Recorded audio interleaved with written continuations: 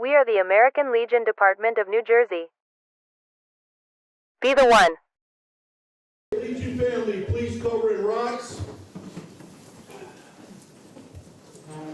With our nation's colors in place, hand salute. Ready to uncover. I ask Legionnaire Will Betts to lead us in the Pledge of Allegiance. I pledge allegiance to the flag of the United States of America and to the republic for which it stands, one nation, under God, indivisible, with liberty and justice for all. Recover and be seated.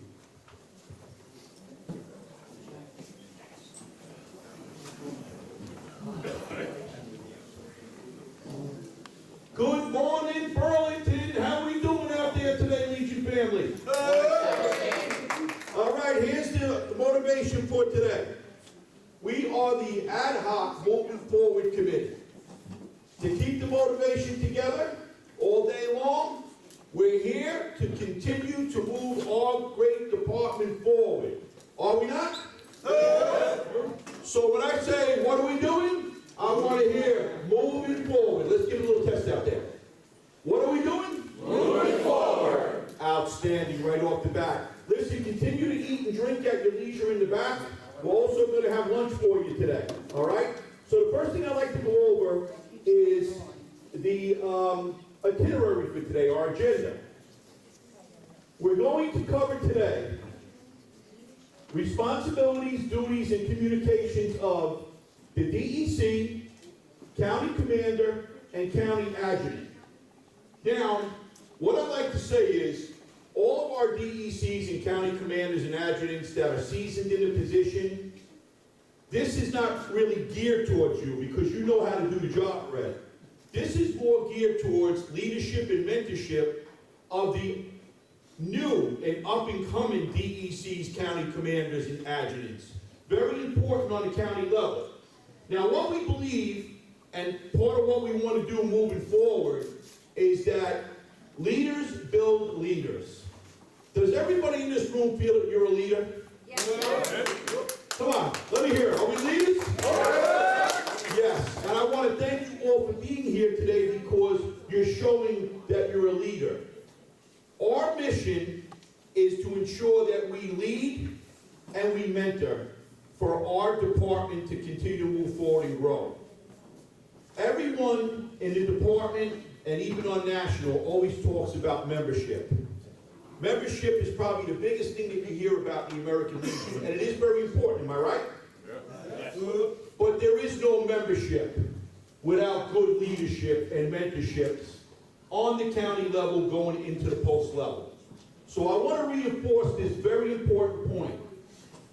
We started the mobile training teams because it's in our document, all right?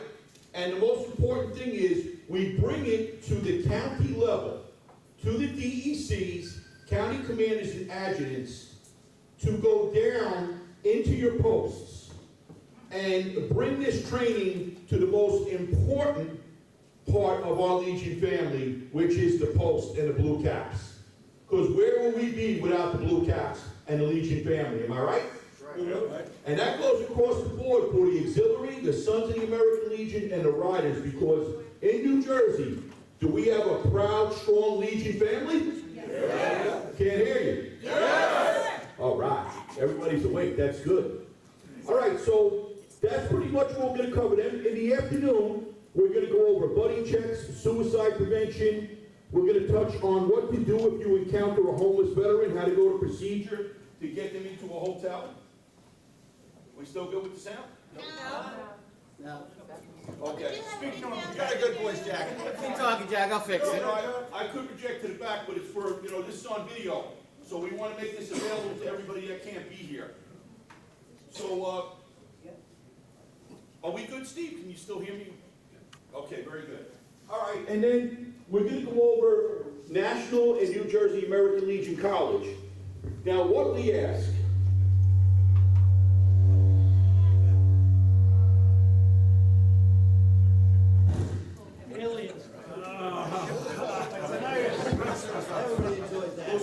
acting up. the soda. Excuse me, but I'm getting your gas tax I now. thought a song was coming on. Yeah. All right. While they're fixing that, I'm going to continue to roll with the instructions. All right. Now we ask you if you have any questions. All right, for the sake of time, hold them to the end of the day, and we will answer all of your questions before you leave. We built a question and answer session in and a feedback session. We want to know what you thought about what we're delivering to you today. We started out in Bergen County last year.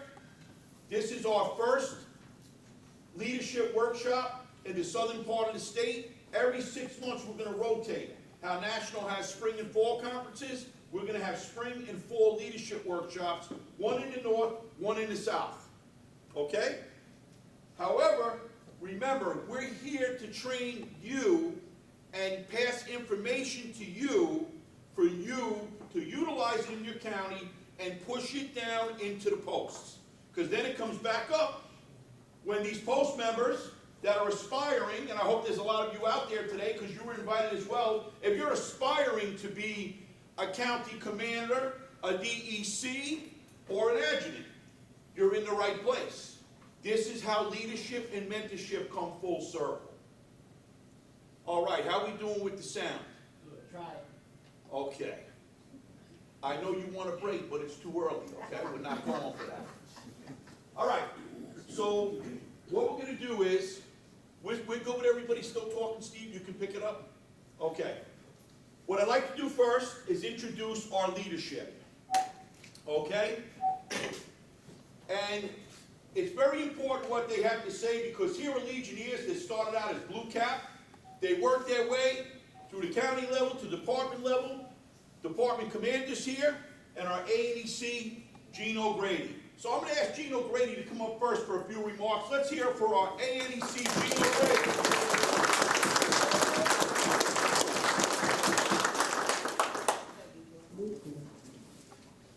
Good morning, American Legion family. Good morning. First off, I want to start off by saying you've got some great instructors here. I also have one of these ugly yellow shirts. Not so ugly, come on. They're gold. It stays in the closet where it belongs. But truly, you're out here at Slate Valentine Post 336. Commander Yazoo, where are you? I know he's someplace. But for the family here from 336, thank you so much for the haul today. Thank you for all the food that you're putting out. I was just talking to somebody, the first time I was in this post was probably somewhere over 20 years ago when Joyce Brown Cooper was running against our own Chuck Robbins for the position of department commander, and that was over 20 years ago. So they were great then, and they're even better now. So I think that's great. Couple things I just want to say. My job as the ANEC is to fill in when our NEC is not here. So usually he's the one that is able to bring out our message from our national organization down here. I want to say that it's so important. The most important people in this room right now are all of you, Steve. All right, because you are the lifeblood of our organization. You need to go back. You need to bring this information back to our blue hats because that's where it's all about. Our blue hats have to understand. I talk a lot about certain things. The most important thing is our communication. We need to communicate. We need to have the proper information. And if you don't have the proper information, you need to be able to find it, where to go. And that's what this is all about. Camaraderie, building friendships with other posts. All right? If you have an issue, you can reach out. You meet somebody here today, you're going to see him at the next county meeting. You're going to see him somewhere else at an event. If you ever have a problem, you know what? Now you have somebody else that you say, hey, you know what? Let me call him and find out what I can do. All right? Everybody that's in here, I'm sure you all pick up the phone and you all give the best information. And if you don't have the right information, you turn around and you help them out. All right? Education. That's what you're here for today. You're going to be able to learn a lot of stuff. All right? You heard the agenda? I'm sure that all of us know most of the stuff that's on here. But we're all here because, you know what? We can always get better. There's always something else that you're going to pick up. So, again, I want to say, you people out here, this is what it's all about, right? If we do our job, if we communicate with our Legion family all together, that's what we need to be successful, to be able to accomplish the mission of the American Legion. Right? If we do our job and we're educated, then we will get the membership. We will get the participation in our posts. Because they'll want to come out and they'll want to be part of what we do. So with membership, I'm going to say real quick, membership never ends. This is almost April 1st. All right? And everybody will say, well, we're going to hold cards because you know what? Why are we going to get a member to pay again in June? All right? How many posts are here that are over 100% right now? Well, that's good. But everybody's hand should be up. All right? Membership never ends. All right? I just, you know, for a nice, easy thing, all of our posts probably could afford $50 or $100. Make it an incentive to your membership. Give away a free membership. Tell them, hey, you know what? If you're going to be an early bird, you're going to get entered into that drawing. If you're a bigger post, maybe you can give more than one. But it's something that's really nice and easy to be able to turn around and give an incentive to those people to do it. Like I said, we still have a long way to go. Membership Chair Rich Godfrey does an incredible job. I mean, he works relentlessly on it. He's a membership at his own post, which is the biggest, you know, in our state. So it's incredible. And I didn't say it, and I wasn't introduced, but I am from the great county of Ocean. What? You see that? That's camaraderie, all right? That's something that we have in Ocean. We strongly believe in mentoring. We produced, in the last 20 years, you know, we've got 4 state commanders, all right? It took us 50 years to do that, but you know what? We're on the right page, and I think Ocean County, we are willing to share to try to help any other county improve. All right, come out to one of our meetings, see how we do it. All right, I know Kevin Sedlak from Atlantic County was there the other day. You know what? We had Burlington County past commander that was there. We're willing to share. Anything that we can do to try to make our Legion better, we're able to do it. And I think that's what all of us are here for today. I want to say thank you again because you're the ones that need to be here. You're the ones that need to have this information to bring it back to our blue hats. And I think that our instructors here today are going to give you a heck of a show, especially Jack. You got it. So I'm going to say thank you and good luck today.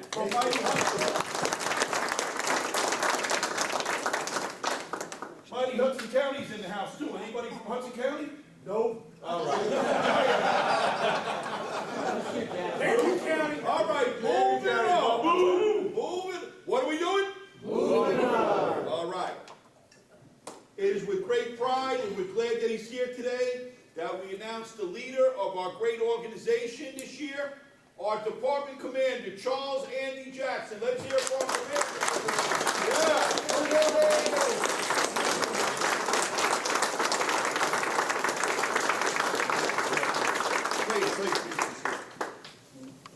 Good morning, everyone.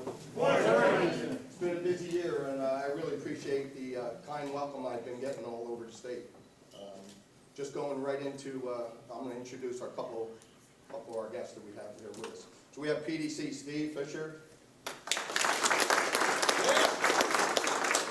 PDC Danny Dunn, and our ANEC and PDC Eugene O'Grady. Part of your leadership training, you got to make sure you introduce, your leaders that are with you, so they're always acknowledged, respecting our past and honoring our past. So, with us, I also have Vice Commanders Hector Canones, John Browse,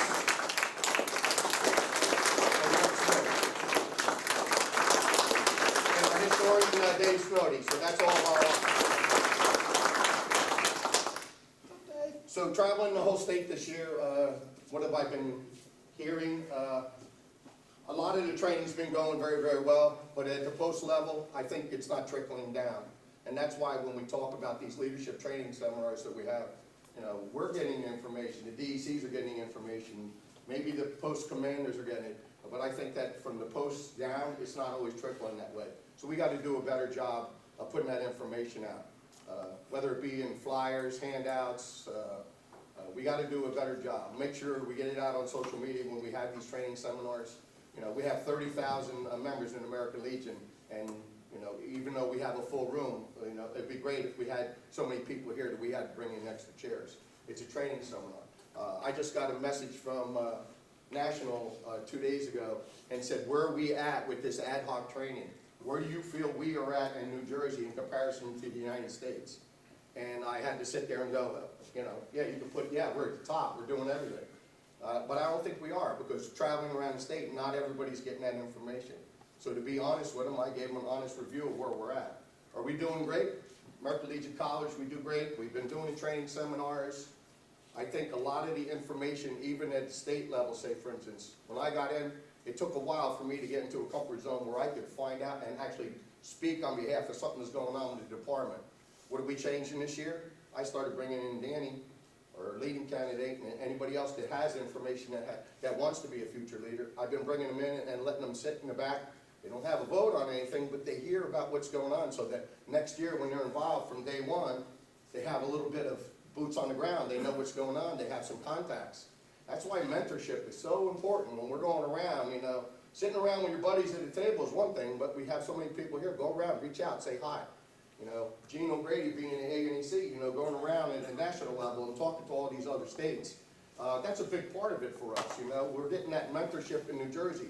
Every contact we have is better for us because we have somebody we can call and reach out to. So it's a big part of it. So make sure that you share this information, reach out, a card, a pen, phone number, and then reach out. Just say, hey, how you doing? So it's not even just a buddy check. It's like, hey, how are we doing? You know, what do you need from us? So there's a lot of membership here. There's a lot of information that's here. So just reach out and make sure you always get it. So, and then the value of a membership. That's what I've been speaking about all this year.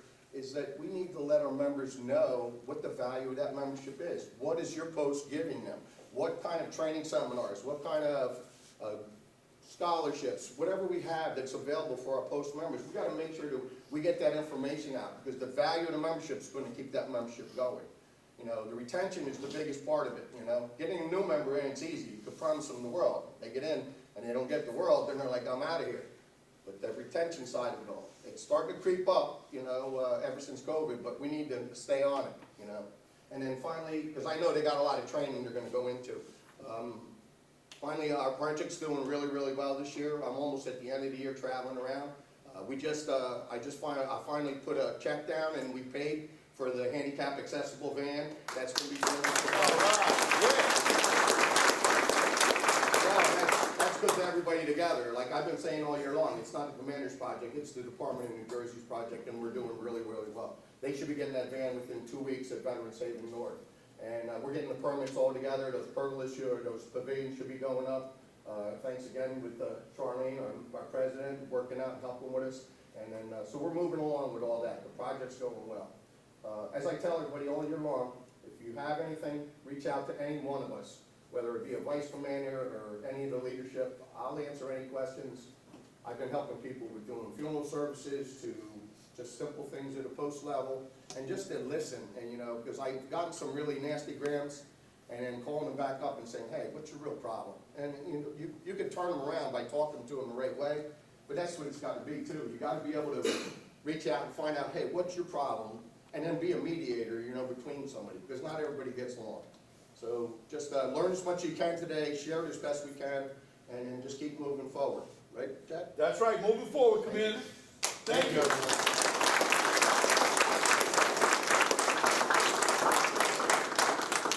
Well said, Commander. Thank you for reinforcing that leadership and mentorship. Can't say enough about networking, and that's why it's important to attend events. You meet Legionnaires and Legion family from other counties. You move up to the department level. You meet from different states and territories. We're part of a very big family. So, talking about the Legion family, next I'd like to introduce our auxiliary presidents, Charline Gladden. Let's hear it for our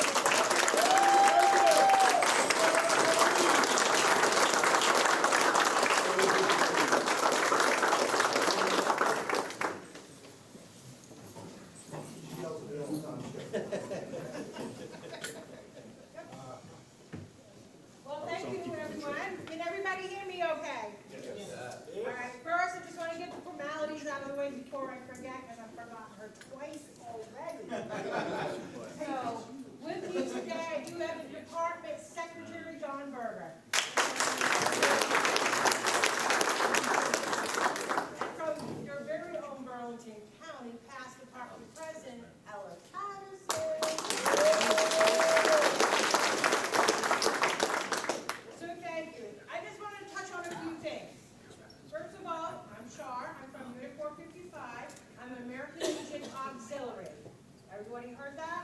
I'm American Legion Auxiliary. I am not the Ladies Auxiliary. All right, so we kind of need to change that format a little bit.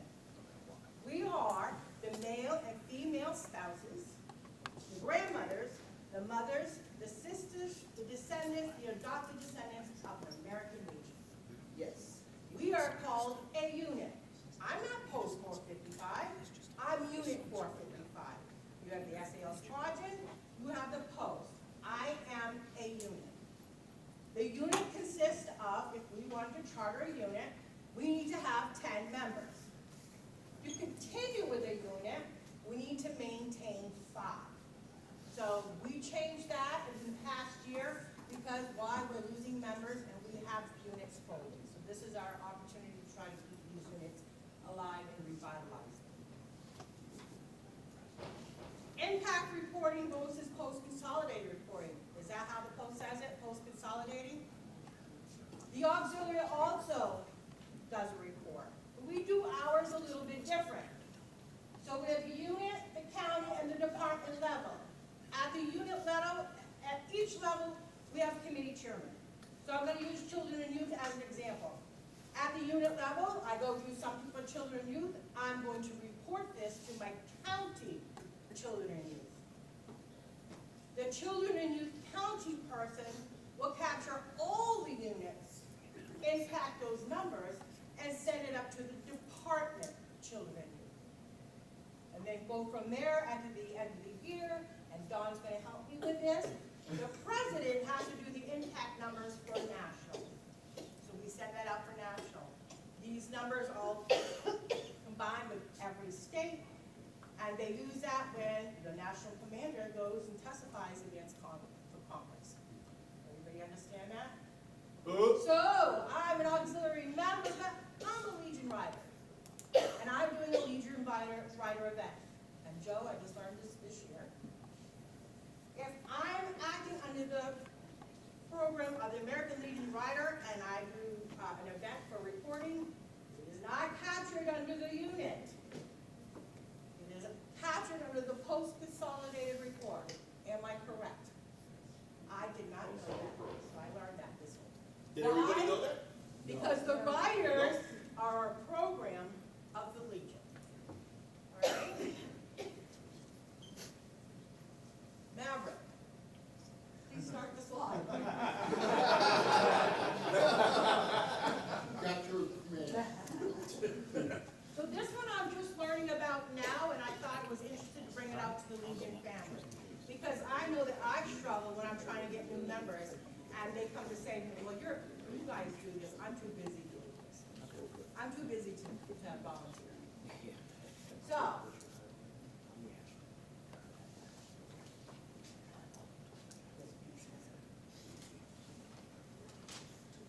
why should I join the American Legion? Huh?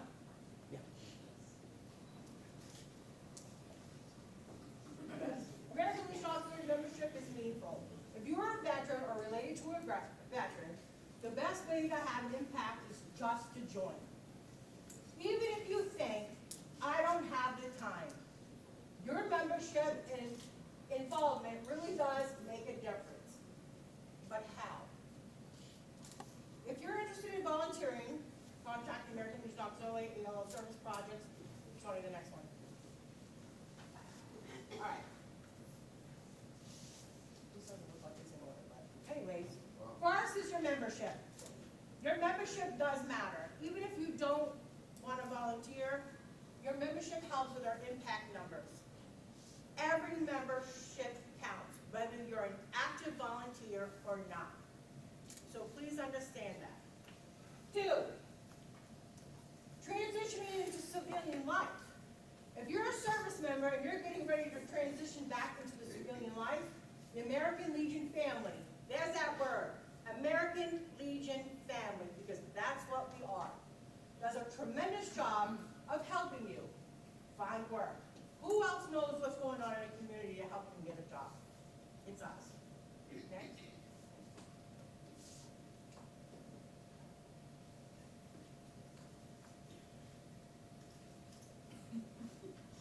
Sorry.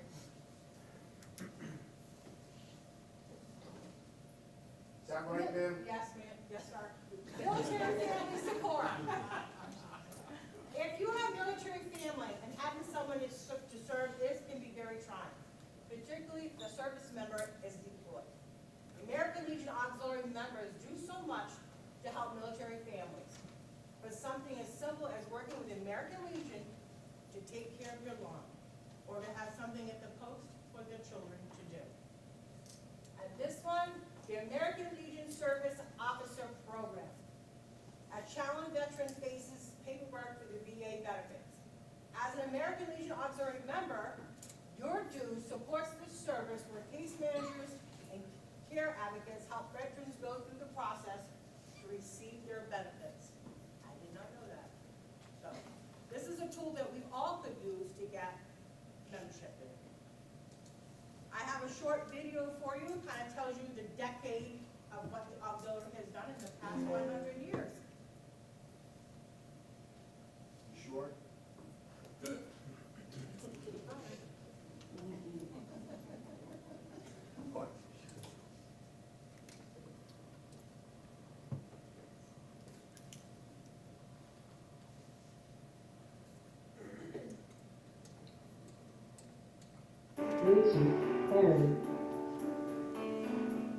Decades of making a difference.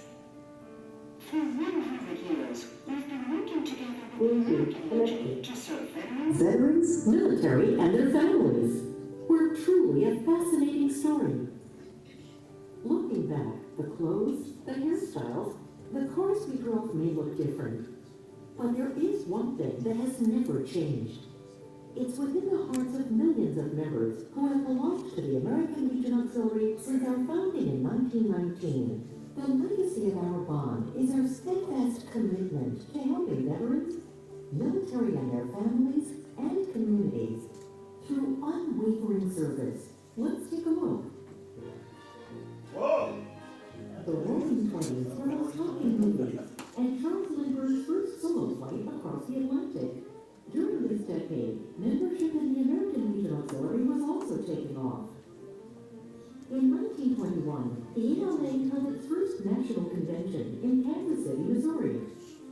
Delegates elected Edith Hobart of Ohio as the auxiliary's first national president. She wasted no time setting the groundwork for a national hospital system for veterans. Her leadership was relentless, and she met the challenge with an eye to the future. The hope I have is that this past year may be but a stepping stone over which a great edifice may be built. I leave with you my earnest prayer to carry on. And carry on, we did. The Poppy program became a national program in 1924, and in 1925, the national headquarters was moved to the War Memorial Plaza in Indianapolis. In the 1930s, the roar of the 20s was silenced by the beginning of the Great Depression. Though the stock market collapsed, the auxiliary grew stronger. In 1935, a national radio program, the American Legion Auxiliary on the Air, began. Junior membership was established in 1934, and the American Legion Auxiliary Girls State Program launched in 1937. The 40s will forever be remembered for World War II and the important roles women served. As the war raged on, the American Legion Auxiliary fought for veterans and their families. In 1944, the auxiliary created a program for the rehabilitation of disabled veterans. Just 3 years later, in 1947, ALA members launched the first American Legion Auxiliary Girls Nation, held in Washington, D.C., and we have continued every year since. The delayed dreams of the war years were followed by the boom years of the 1950s. The greatest generation settled into new suburbs and gave rise to baby boomers. The need for our health continued as 6.8 million active duty men and women served our nation during the Korean War years. The turbulent 60s tested America's character as the Vietnam War divided the nation. A young President John F. Kennedy urged us to ask what we can do for your country, and we did. The Auxiliary Emergency Fund was established in 1969. The same year, man first walked on the moon. Since then, it has provided more than $6 million in critical relief 500 American Legion Auxiliary members. In the 70s, the Vietnam War ended, and we opened our own museum at national headquarters, the Cavalcade of Memories, to preserve our history. The 1980s and 90s saw women advance like never before, with the nation seeing its first female Supreme Court Justice, first female U.S. Secretary of State, and first woman in space. The auxiliary advanced too. We stepped up our presence in Washington, D.C. to advocate for veterans' rights with the American Legion. During the years that followed, the horror of terrorism shattered our feelings of security. In 1995, hundreds were injured and killed during the Oklahoma City bombing, and on September 11, 2001, as Legion and auxiliary national leaders were meeting with members of Congress in the U.S. Capitol, the deadliest attacks ever against the USA killed over 3,000 people in New York City and Washington, D.C. Yet those events also brought out the best in many Americans, inspiring a new rise in patriotism and service. And the American Legion Auxiliary was there, donating money and time to various 9/11 relief efforts. And we were there for our troops in Iraq and Afghanistan, and established a scholarship endowment fund for the children of military personnel. In 2000, the auxiliary became involved with the National Veterans Creative Arts Festival, helping veterans heal through the therapeutic benefits of art and music. We now co-present the event with the U.S. Department of Veterans Affairs. We formed our own foundation in 2007 to help ensure our financial future and support our mission of service. Since the foundation was established, hundreds of thousands of dollars in grants have been awarded to ALA entities and programs, and more than $1 million has been donated to our Mission Endowment Fund.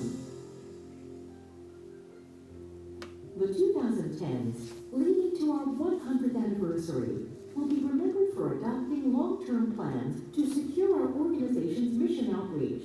Our use of technology led to a vastly improved website with useful resources for members and the public, mobile device newsletters, and online membership renewals.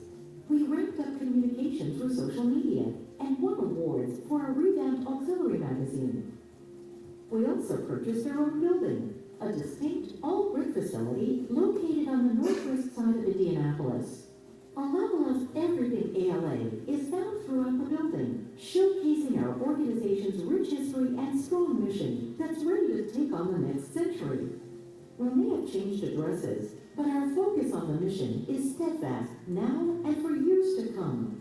Our ALA Foundation and its board of directors began assisting departments and units, awarding much-needed grants for grassroots mission-related projects, while our Poppy program continued to generate more than $2 million per year to assist veterans and active-duty military. We also stepped up our efforts helping with the American Legion Junior Shooting Sports, Oratorical Contest, and Legion Baseball. Closing out the decade was a major change in American Legion Auxiliary membership. We voted to change the wording in our membership requirements to be reactive to any changes made by the American Legion affecting the ALA. The word wife was replaced with spouse in the Legion's Constitution and Bylaws section regarding the American Legion Auxiliary's membership eligibility, opening up the doors for ALA membership. Men are now allowed to join the ALA. This change in eligibility has much promise for growth, leading to new resources, increased funding opportunities, and additional diversity and talent among American Legion Auxiliary membership to serve more mission activities for veterans, military, and their families. Yes, as times have changed, the American Legion Auxiliary has become more relevant now than ever. We're constantly evolving and improving because what we do matters. It's an exciting time to be a part of the American Legion Auxiliary. Join us. Donate your time, talent, and treasure. Become part of our century of service, not self. Where the phrase is so much more than a tagline. It's our story. It's who we are. And it's the reason we've made a difference in the lives of those we proudly served for 100 years and counting.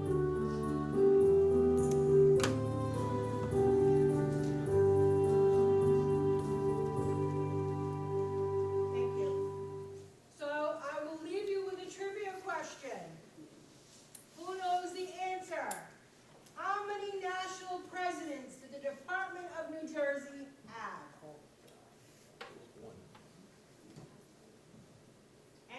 Take a guess. You'll be able to use it later. I'm going to say two. Who said two? That's the answer. Very good. We have Elsie Bailey. She was the department president in 1988 to 1989. She was the national president in 2002 to 2003.